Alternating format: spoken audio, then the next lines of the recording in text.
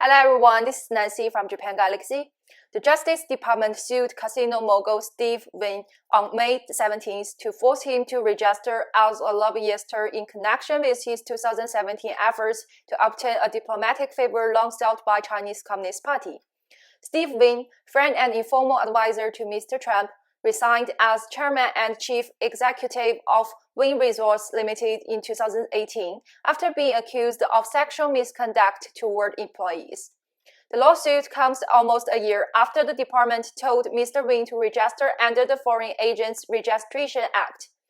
In a lawsuit filed in federal court in Washington, the Justice Department said Mr. Wynn contacted then-President Donald Trump and members of his administration about the favor in 2017. In order to protect his then business interest in Macau. The dispute relates to Mr. Wynn's alleged efforts in the summer of 2017 to persuade U.S. officials to send Mr. Mao's school back to China, whom Chinese Communist Party slandered as a fugitive because Mr. Mao's school is committed to overthrowing the Chinese Communist Party. Lawyers for Mr. Wynn said in a statement that their client never acted as an agent of the Chinese Communist Party, so he had no obligation to register.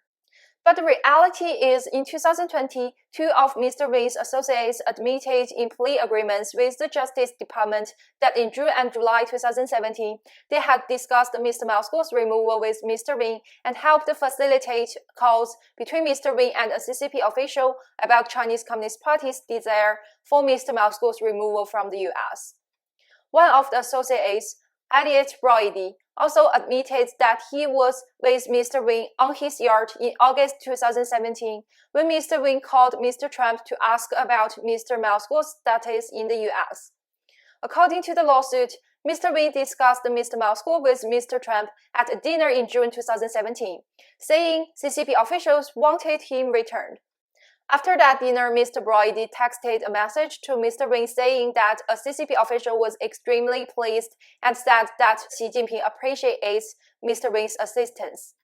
In a message to another associate, Mr. Wynn wrote that he had advised a CCP official to have China's ambassador to Washington contact senior officials at the National Security Council directly, adding that he had spoken to them directly and received assurances that all parties in the White House were fully sensitive to the timing of this issue and the relevant USA procedural law involved.